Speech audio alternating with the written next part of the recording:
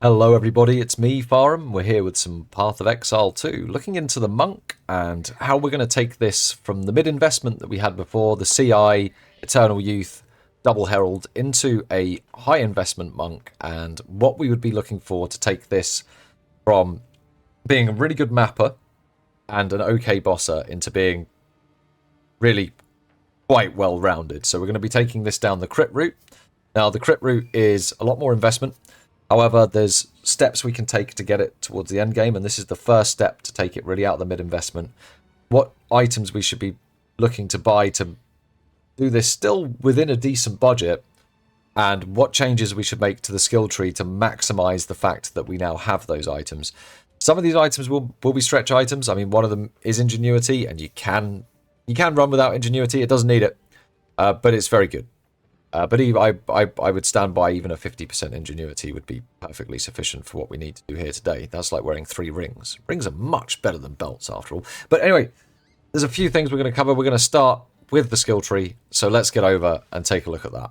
As ever, I will be updating the build guide. It's getting a bit full with the tabs as we're taking this through the different investment levels, but I'll try and shorten the names and make space or do some descriptions. If you are one of the people watching this, as soon as I put it up, the build guide might not be written, but I'm sure you've learned by now. If you kick me in the comments, I do it pretty much straight away. Passive trees. So the main big change that we've made, and we're sitting at level 95 at the moment. You can do this at a lower level, but your DPS will of course be a little bit lower. The main change we've made is we've moved away from the node here where we were doing the Echoing Thunder, Frost, and Flames. We are still doing all 3 status effects, a little bit of fire damage by the merit of our weapon to make sure that we're getting that maximum damage on the bell for single target, but we are no longer relying on any of this for clear, and that is simply because we can outscale what those damage nodes give us with crit nodes, and that is based a lot on our gear. So let's look at what we've done and where we've gone.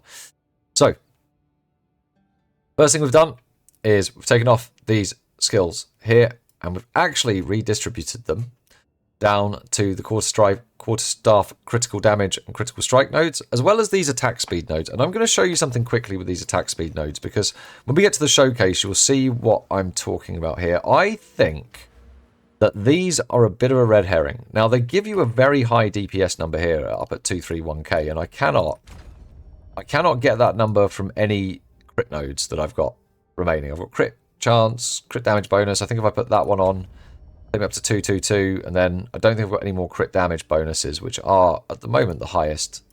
It might not be now. So that's taking us about 5k lower. However, the extra attack speed eats into your mana, and when you're going single target,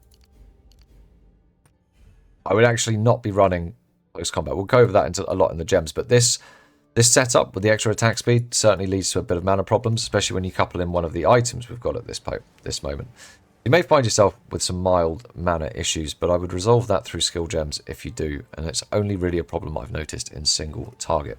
But anyway, yeah, our focus is to move back over to take these 5 nodes here, as well as some extra crit damage nodes. We grabbed these 2 crit damage nodes here with the 1, 2, 3, 4, 5, 6 nodes we've got back here, an extra level from 94 to 95.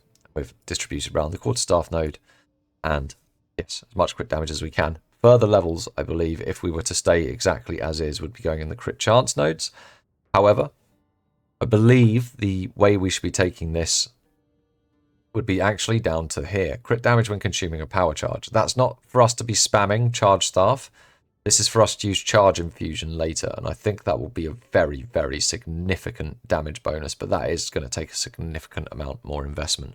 At which point as well, it might be better to transition over to lightning. So we'll have a look at that as a sort of pinnacle investment build. Other than that, though, the build's not changed too much. Early days, we're grabbing Essence of the Mountain, Mindful Awareness, Step Like Mist. So we've got high defense, more traditional, but the movement speed's nice here. The extra cold damage and freeze helps us proliferate our heralds. We've got flow state for the extra skill speed and the mana regen. The mana regen's nice. The extra crit damage when we've dealt, the extra damage when we've dealt a critical hit in the last 8 seconds, we're always critting, so that bonus is always up. We've got extra critical hit chance and critical damage bonus if we've dealt a non-critical hit recently. We're quite frequently dealing non-critical hits, so both those bonuses are always up. On the defensive nature, we go down to immaterial. This is still a very good node, even though the 50% increased evasion rating won't ever be affected for us. I can't find anything that gives us as much evasion rating while also giving us energy shield. The only nodes that look like they might be good were down here, but they ultimately just do not give us the same level of defense and effective hit points, so this node still feels strong. As much as it pains me to say it, these nodes here are still very, very powerful, and if I just go to Doriani, we can go through this again just to show you even at this level, but that node there, there's no 3 nodes I can take that are going to give me 30k damage. If I grab a couple more crit nodes, only 8k. I grab one more, 12k. So those base attack nodes still looking very, very powerful for the build, even with the 50% low life no longer taking effect. That bug fix, of course, giving us a little bit of a nerf there. Probably slowing down our rate at getting to the full crit build, in fact. But we're still grabbing Killer Instinct. It's good. Up here, we're grabbing the crit nodes. Crit bonus at this stage with 60% crit is proving to be very, very valuable. So we're prioritizing the crit damage nodes and the 20% increased damage if we've dealt a critical hit recently here as well. I think that's a strong node. We've grabbed Resonance. This is to make sure that we are generating our power charges instead of frenzy charges so that we can keep up charge staff. On the jewels, we've gone for pretty good jewels. Attack speed, damage, critical hit chance. I mean, that one's a little bit bricked. They can definitely do with an upgrade, but they're doing for now. We have one red jewel as well, giving us rage on melee hit. That's rather important for keeping up our rage for that extra damage. As we come up the tree, though, we've still going Eternal Youth. So this is to make sure we can use a life flask to regenerate our shield. That works exceptionally well. It heals very, very high. You want a high amount increase recovered with high quality. Use your glass blur baubles. Get a high quality flask, and this will keep you topped up as long as you notice that your shield goes down. Sometimes I don't, but that's a skill issue. Spectral Ward is very good. Just to jump into the inventory for a moment, we've got high evasion rating, although we could be a lot higher. This is the next upgrade piece, but this gives us a lot of energy shield from that. Coming around and going up, we've got some more crit nodes here, giving us a big chunk of critical hit chance. So we grab that. We grab the extra freeze nodes to the left. Chaos Inoculation to make sure we are Chaos immune and making the most out of our shield. And we can also ignore a whole raft of mechanics because of that. And then finally we come up, finally on the top side, we come up to Patient Barrier for the big increased maximum energy shield. Because we're going Eternal Youth, the 20% slower start of energy shield recharge, we don't care about it. Our energy shield doesn't recharge anyway. We've only got 1 life. What do we care? So coming down, we have got some more crit nodes as we travel down. This gives us a big bonus to crit damage for a slight reduction in crit hit chance. Between those 2 nodes, I believe you end up with 30% crit hit, 30% crit hit chance and 40% crit hit damage. Crit damage bonus if you take both. So we grab both of those. Come down here, we grab Whirling Assault, although I am debatable whether this actually is a DPS increase. It's a DPS increase on paper. The practicality is you would run out of mana if you just stood there swinging for 3 seconds. And then you'd have to be chuffing your potion. And the realism is you don't actually swing that fast in any combat situation. So it's there, but it feels like it's padding the damage numbers. And if you agree and you feel like that's padding the damage numbers, my recommendation would be just to swap them to some crit hit chance nodes. We've got plenty knocking around. I think we even have a crit damage bonus node. We do. We have one there. So you can grab that as well. But if we take one of these off, it takes us down to 221. I want to put that crit damage bonus node on, and then a crit node. No, see, it just doesn't get us anywhere close on paper. But I think the reality of the situation would be you would do more damage with those crit nodes. It's hard to tell. Bit of feel there, but that's how it feels. Anyway, we continue to come down. We're still grabbing the Herald nodes. We're affected by 2, and our cold and lightning damage now is high on pretty much every ability regardless of their base type damage. So this is giving us a lot of extra power. Finally we come down and we grab the crit nodes, going up the right hand side, up the top side here, grabbing the crit chance and intelligence, down to the flat plus 1% crit chance. This is then multiplied by all of our crit chance nodes because it's going on the base, and then finally taking that big crit damage bonus too. And that rounds off the skills at 95. We've got some items that are helping support these changes that are really pushing that DPS number up and base damage, therefore making these crit nodes worth even more. So let's take a look at what we've changed on the character. Right, in a more suitable location for the demonstration of the character screen, but let's take a look. So we've gone for a pretty expensive weapon. You'd probably be looking somewhere between 15 and 20 divines for something like this. The fire damage is not integral, but it does allow us to put out the ignites in single target for that little bit more bell damage. If you could get something that gave you even more physical, that would be perfect. Now, I wouldn't be looking to move over to this crit build until you've got weapon with a base crit chance of at least 14%. And that's because how all the multipliers work, they work off of your base weapon's crit chance, and that needs to be quite high for this to work. The higher it is, the more this scales up, the more value you're going to get. But at the moment, about 14% feels like it gives you more single target and more clear speed. It certainly feels like it gives you a lot more clear speed compared to running the elemental infusions, which we were doing primarily when we were lacking in a bit of gear. So you want to be looking for something like this. On the gloves, we have actually gone and picked up the Hand of Wisdom in action. Even though we're running cold, the extra lightning damage, we have got a lot of stats. So we've picked up a lot of stats. We're sitting at 165 int and 228 dexterity. So this is actually giving us 9 times 3, so 27% attack speed. And 16, yeah, 16, wow. And 16 to 160 base lightning damage, which is then multiplied up by everything else. It takes on the crit, it takes on all of our gems, it gets added to all of our attacks, and it really, really kicks this thing in. Now, the optional stretch item, and a nice increased bonus number, by the way, right? The optional stretch item here would be an Ingenuity utility belt. If you've got good rings, this is going to pay you back dividends. I think you could probably get away with one as low as 50%, and it would be a good bonus, because it's going to count as wearing a whole extra ring, and if you've rolled the right rings, this is going to be very powerful. You can pick those ones up quite cheap. I needed fire resistance, so I spent a little bit more on this one just to make sure I was rounded off. And I wanted one with 69% because... So we did that. And yeah, this is if we go to the gems, I'll just take this off for a sec. You can see it's 20% of our DPS. The Hand of Wisdom in action, even more. Although if I replace those with other gloves, I'd still be close to 200k. But they're about something close to 20% of the DPS as well. So very, very strong. You can't get a belt that actually gives you damage bonuses, really. Well, you could get one that gave you a few stats, which would increase the Hand of Wisdom in action. But this is an incredible item. Incredible stretch item that you should be looking at, certainly into the mid-investment. For your rings, you want to be going for cold damage, and I've got some stats and resistances, but cold damage, lightning damage, cold damage, lightning damage, resistances, somewhere, and it would have to be on your rings now. I strongly recommend getting some leech physical attack damage as mana. As the attack speed goes up, we start to get quite mana hungry. You really want to make sure you have that stat somewhere. If you don't, you will be drinking your mana potion all the time, and you will be having a sad time. Make sure it's on a ring. Really important. On the chest, we haven't changed this for ages actually, but it's a tri-res chest with high evasion, high energy shield to make sure that we can run all of our auras. We actually want this to be higher now. This is you would want one now really about the 1204, about the 450 mark, so that we can fit in another aura. And you'd want one of these rings really to be an unset ring, but that's even more investment. So you don't need that for where we are now and to be basically dominating the entire game. Well, in fact, not basically dominating the entire game, but we can get number bigger better. So we'll be doing that later. On on the boots, high movement speed. We're running around a lot. We're picking things up a lot. The more your movement speed, the more time you save in maps, the more maps you'll be able to run, the more currency you'll be able to make. Do not sleep on movement speed. 35% increased movement speed is really important. It's not that expensive. You can pick up a pair of boots like that literally for a few divines. Make sure you do, and make sure that movement speed is maxed.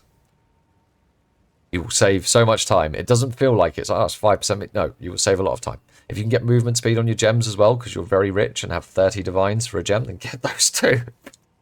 No, they're very expensive to get movement speed on gems. On your neck, I would recommend allocating Overwhelming Strikes. It's got great crit bonuses there, and it's very cheap. It's less than a divine. There's probably something better, but it's still less than a divine, and it's all crit damage, and it just all starts scaling. I've grabbed primarily Energy Shield and rounding off my resistances, but you can look for crit damage and crit bonus on your neck as well if you've got a couple more divines to spare, or if you don't need the resistances. If you only needed, say, one resistance on there, I'd recommend swapping to probably crit bonus, the way that's scaling up, and then if you can get crit bonus on your weapon, it'll all go a bit silly. But make sure that crit chance is more important than the crit bonus on the weapon. Definitely crit chance is the most important for swapping over to a crit based build. And on the head, you just want a high energy shield, round off your resistances. Again, I think you can get some crit bonus or crit damage, but primarily energy shield to make sure that your life pool doesn't really drop below the 5,500 mark. I know I'm just below it now.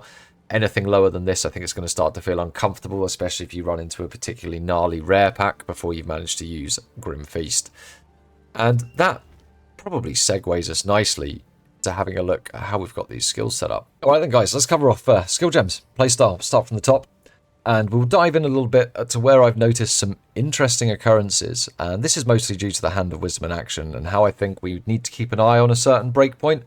And you guys probably, if you're following this build, probably want to keep an eye on this one for yourself as well, because at some point I believe the damage increase is going to swap round. But right, Unbound Avatar, it's changed. We've only got Fire Mastery in there and Persistence. We don't want it to last longer. It's our big damage buff. We want to be pressing it whenever it's up.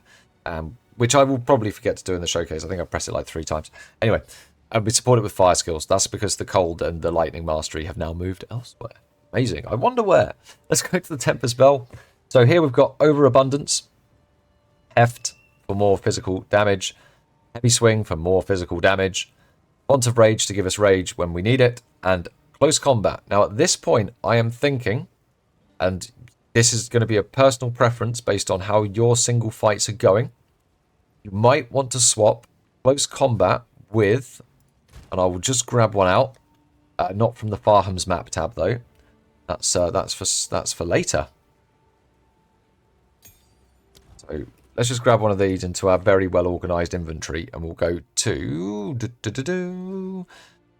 Pepper Spell, which for some reason down there. What you might want to grab is, oh, not Font of Mana. Which one is it? Oh god, what's it called? Soul Thief.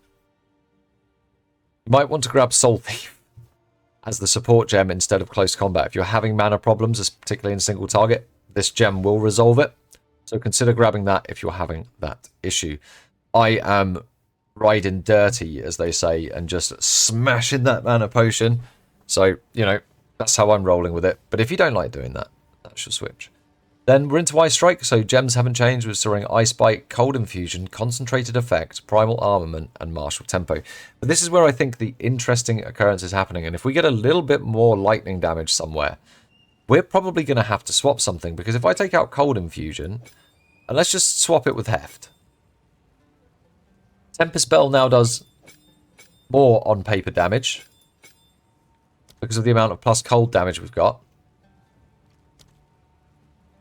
But Ice Strike almost does as much damage on paper as it did before because of the sheer amount of lightning damage that we have. Because that nukes that lightning damage down a lot, and we've got a lot of it now. So keep an eye on those two gems. You notice that your DPS numbers are going up on both. I think it might be time to swap. I really do. That's quite an interesting find there, but that's only if you're running Hand of Wisdom in action. Something to keep in mind. Next up, we've got Charge Staff. So I tried messing around with the gems in here. And what we've ended up with is Overcharge, Maim, Lightning Penetration, and Perpetual Charge. I tried putting in things like where's the increased chance to shock? I tried swapping in Conduction instead of Maim, but I was finding that things just didn't proliferate properly from Herald of Ice. It needs that extra 100% shock chance. So we are running Charge Staff as a bit of a Maim support more than anything. If it does happen to get its overcharge shock off, then that's nice. But yeah, it's what it is there. Don't really want to stop the proliferation of Herald of Ice, so we're running what we're running. On Herald of Ice, we're running Magnified Effect, Lightning Infusion, Conduction, Innovate, and the 5th slot we've now popped in Cold Mastery. It does actually give it quite a bit more damage. You can see it goes from 24k up to 26k there. On Wind Dancer, we're still running Blind, Culling Strike, and Cold Exposure. I haven't felt the need to invest any more in this. It goes off when you get hit and everything explodes. It's quite fun. Elemental Invocation, we're still just running it as a 4 slot. Ball Lightning, Deceleration, Scatter Shot, and Impetus. Still doing the same purpose. We just use it to ring our bells. That's it. We're running Combat Frenzy with Profusion, so chance to gain an additional charge. This will be particularly useful later. Once we take this build from this stage to the next stage to the super high investment stage, we'll be getting an extra skill slot and we'll be able to run Charge Infusion for a lot of extra crit chance. Profusion and Charge Frenzy will be, Combat Frenzy will be playing into that also. Then we've got Grim Feast, so this is your possible swap. I'm too lazy to swap my gems, I'm not going to lie, but you can swap it for Hand of Chayula and then use it for bossing or for pinnacle bosses. I recommend you do. I really do recommend you do use it for bossing and swap this for Hand of Chayula with Frostbite and Freezing Mark in it. But we're just running this with clarity. It keeps our shield topped up to max in mapping. That's what it's for. It's perfect. And last up, we've got Herald of Thunder. So Herald of Thunder is proliferating our frost still. So therefore it's got Glaciation for more freeze. Long Shot, because it's generally hitting things far out away from us. Ambush, because when we're doing map clear, things have normally got full life and then no life. So that 100% crit chance is just relevant. Penetrating 30% of cold resistance. I found this really, really helped with the proliferation of freeze. And finally, Lightning Mastery, because we had another slot. And again, this takes it from 29k up to 29.3k up to 31.6k. So it's giving it almost an extra 2k DPS, which is really helping us step into those harder Delirium maps. So a couple of changes around the skills. Nothing too many, but a couple of things here that I think time to keep your eye on if you're around this stage in the build. Especially as you start to get more crit nodes. I think these things are going to start to switch around. So keep your eye there. And if you get a bit more intelligence than this as well, I can almost guarantee they will switch around. Right, that's it. That's the build overview. Let's show this thing off in the blooming field with, I don't know, we're going to get some loot and stuff. Let's put this thing to an actual test then. So I've got the hardest map I've probably run ever. Certainly with this character in Path of Exile 2, certainly on the Delirious side, we've gone up to 36% Delirious with a load of extra evasive, a load of extra rare mobs, and monsters are evasive and they do extra critical hits, and there's chilled ground. And we're going to take it here, which is a +2 with a breach and a boss. Oh, and the map was really bugged. Go back and pause that screen just for a second. You'll see it. It's got like 100% XP and 2% quant and a load of other stuff, where the other things around it have got 52% quant. Yeah, we'll see what happens when we get in. It's like, can't be a showcase without some sort of bug, and I wasn't sure we'd get one in the map, so I thought I'd pick one for the map. Explained. Let's have a quick look. Yeah, it's got 100% experience gain, like it's one of those, like it's spawned as one of the places that give 100% experience gain and no drops, but we still get drops. So I don't know. Time to have a good time. Hope. Imagine if I died on the first pack. So at this point now, we can just literally obliterate everything. We blow up everything. Delirium monsters, doesn't matter.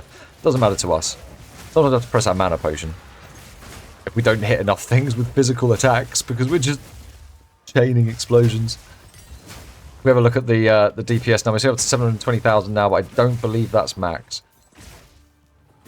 That's just because I can't find anything to hit.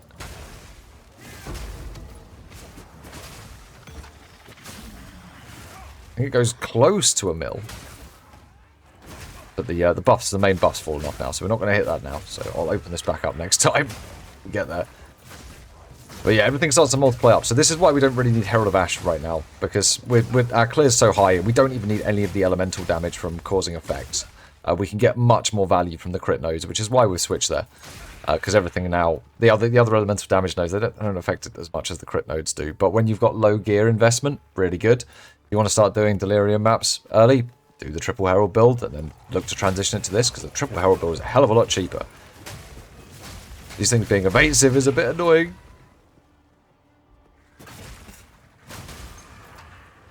But we seem to be blasting through them, no problem. It's a shame we haven't got like 10 breaches. Why? Why? Why? I can hardly see the thorns through the Delirium.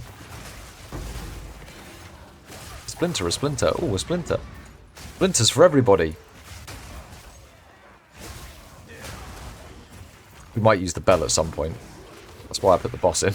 So that we've got an excuse to use the bell, because otherwise I just forget. You can use a Chayula switch off of Grim Feast as well, because you actually keep the shield once you unequip Grim Feast, so you can get a full shield for the boss and then unequip Grim Feast, put in Chayulas and do even more single target damage, but I am lazy, so I don't do that. But I recommend you should if you're not lazy like myself. Also, I have before sold gems and just like not been paying attention as I rapidly click through my inventory. Going in at full autopilot mode. Oh, there it is. Right, tucked up against the wall. Lovely, thank you, game. But yeah, this is what this thing's really for. It's for clearing breaches. It's a breach clearing machine. It does everything else as well. I mean, it's just a machine at this point, but really fun machine as well. Definitely top fun. Definitely feels like Path of Exile. Even lags like Path of Exile did. It's absolutely amazing. Obviously, we picked up this map from the Farham's map tab today.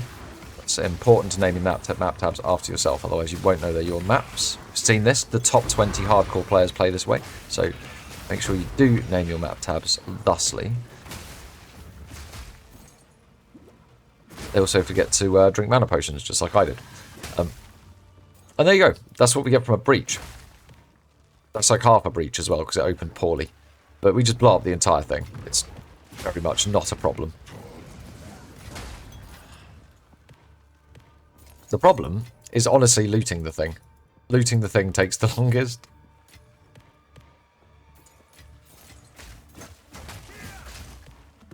Right. These breach splinters, come on. An attuned wand. I think there were 2 attuned wands that dropped. People paid quite good exalts for those, you know.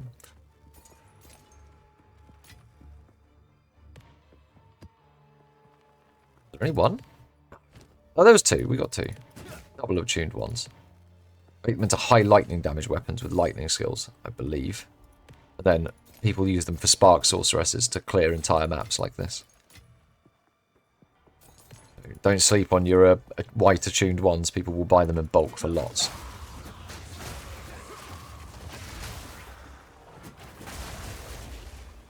But where is boss? Slapping those 3 things. I wish I'd got monster density for the fun explosions, but I wanted the extra rares and the extra delirium to make the map harder. I wanted to see if the... Oh, it's Crowbell. Crowbell one-shot me.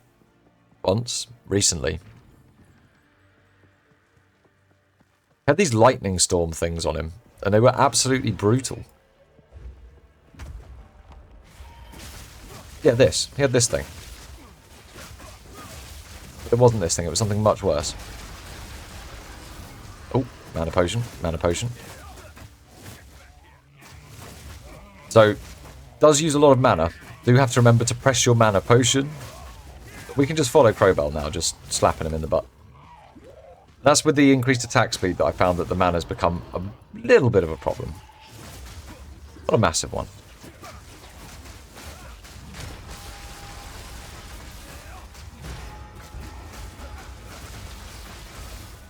Enough that I notice it, though.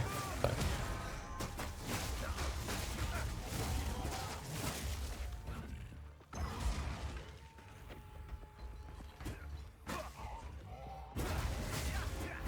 Can't really do much damage to him at this point. He has like a 90% damage reduction.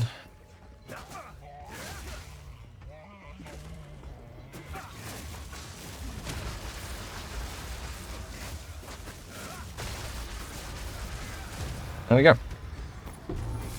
Do have to remember to hit that mana potion. Definitely do. There is that to this.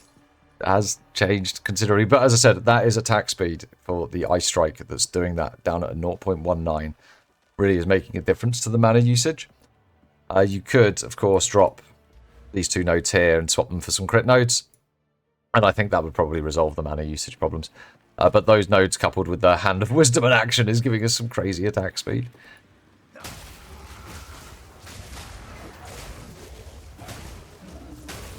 But you can see the mana potion lasts long enough, so... One thing that you could do to fix that is take close combat off of the bell. So for pinnacle boss fights, I'd be taking close combat off the bell. I will have mentioned this in the guide, and replacing that with Soul Thief. That would sort that problem right out.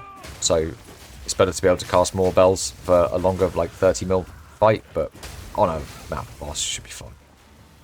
Slap your mana potions. Got that 8 mil health.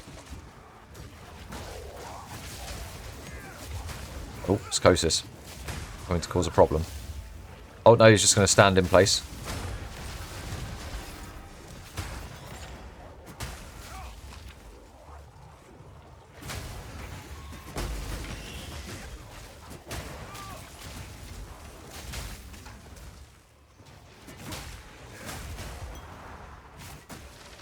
The top players as well, the top hardcore players, they often forget to drink their mana potions in boss fights. I've seen this regularly. No, I don't. Well, I say regularly. I don't watch many hardcore players. The only one I've really watched is Elon, and he was doing that consistently. So I assume it's normal and like part of the wider strats, because you couldn't be the number 20 in the world if and run a company and interfere in world governance if you that wasn't part of the sort of the meta. So yeah, been sort of doing that, working into the play. It feels really bad, but I'm sure there's a reason for it. As I said, Soul Thief sorts that problem out. So I don't use it for mapping because we just don't need it. But Pinnacle bosses or Citadel bosses, normally take it then. And there we go, guys. That's the showcase. The build is doing really, really well. The next stage of this would be high investment in the chest to fit in more auras, unset rings to get those extra skill sets, and then looking to push this even further into the crypt. Possibly reforging it entirely around lightning. It looks like we can get some really high top damage around that. So I'm going to be looking to take this build in that direction then. See what it would be to take it from this sort of mid. This is about 75 to 100 divine investment. There's a few really big ticket pieces on this. Well, the weapon and the belt really at the moment. But this would be pushing it into sort of the 150 divine range to get it to this next stage. So we're into the high investment, but as you can see, the build can farm really well. So it farms its own investment. Don't need to be a great merchant or anything. Just farm the currency, sell the currency at Alva, make the money, build the build, have the fun, play the game. I really hope you've enjoyed this one, guys. And sorry we're not taking it back to HOA. I wanted to, but it's just, it doesn't give it enough extra power to step it into harder delirium. So it's good for, as I said, good for that low investment, good for the mid investment, up to the investment. Then we really do want to be moving away. Catch you in the next video.